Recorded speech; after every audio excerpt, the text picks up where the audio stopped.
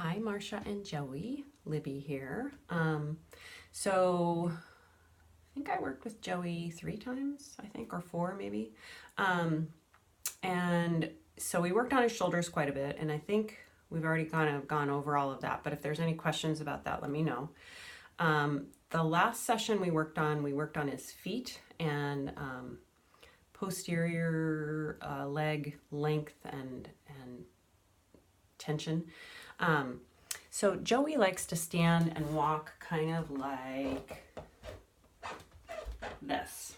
And that is a position that over time isn't going to serve healthy hips, knees, and feet really well. So we're trying to bring him more to hip joint distance apart and really, really straight feet. When his feet and ankles get straight, though, because he's walked a long time and stood a long time like this, his tissues have rotated out to adapt to this. When we bring them back here, now we have kind of this, which is not ideal either. So to fix that, we're going to do some, we talked about some foot exercises, toe exercises, foot exercises. We also talked about some ankle and posterior chain length. So you guys, I think, already know, or Marcia, you know the calf stretch and double calf stretch. So I'm going to go over those 2 really quick first, and then I'll go over the other foot and ankle ones in a little bit more depth. So I'm going to use my yoga mat. I'll use my dome because I think you guys have a dome, right? So for the calf stretch, that is, as you know, 1 foot up towards the top of the dome, the heel all the way down. Kneecap relaxed, so not all kind of pulled up and tight here, just relaxed. Weight over the heel and not out over the front of the foot. Opposite leg can start behind the stretching leg. Over time, you want to move it to, you want to be able to comfortably move it to a level and then forward position, but only as that naturally, the length of the leg naturally increases. Both sides, of course, obviously. And then thinking about that, you want to make sure that the foot you bring up is not this foot. You would kind of want to make your foot corrections and take them with you onto the dome, and I will show you what that looks like in a minute. Double calf stretch is going to be the same, but with both feet up. So because Joey has a little bit of pronation, he can hang maybe like a couple toes off the edge, and that will help with that ankle rotation that we're trying to achieve. And then from here, it's hips back. So try not to lower the upper body intentionally and just let the hips move back. Relaxed at the knees. You can rest your hands on a kitchen counter or table or chair. And you're thinking of the hips moving behind the heels and the hips gently lifting up, but you're not gonna round in your back and you're not gonna overarch the lower back. You're just gonna take the rib cage with you as the hips drop back, the rib cage just lowers down, okay? So that's the calf stretch and the double calf stretch. The other exercises we had for him were around developing more arch in the foot, and I'll show you those.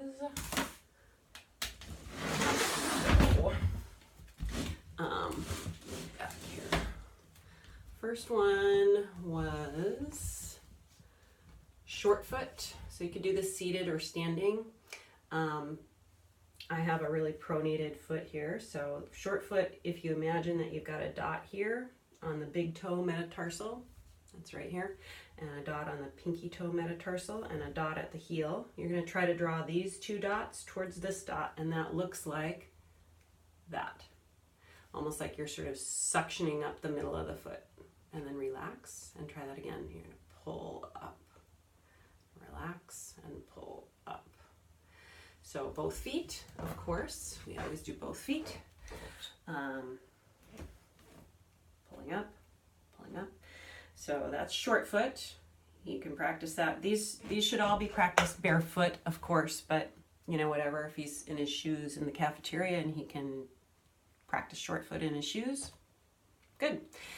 I don't know if you guys have one of these, but I'm sure they'd loan you one at the gym. It's just one of those round bands. I'm going to step in.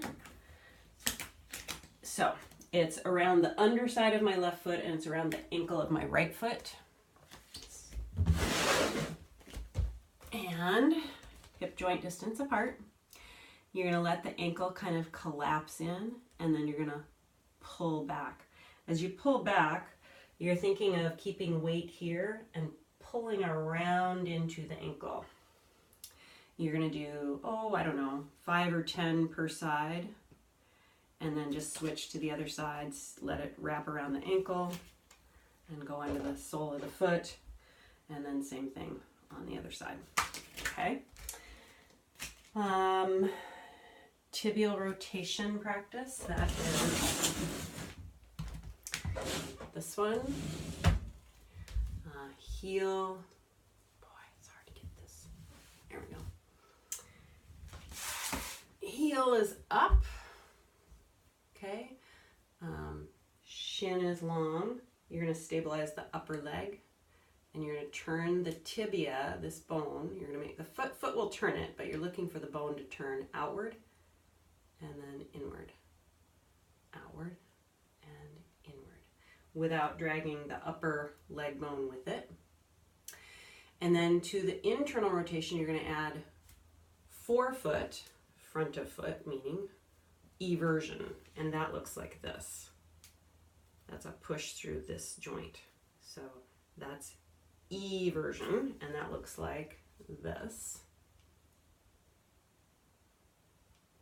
So outward rotation, inward rotation, add to the inward rotation, forefoot eversion. Both feet, both sides. Loading. I think we did loading, and that would be having practiced your tibial rotation and your short foot.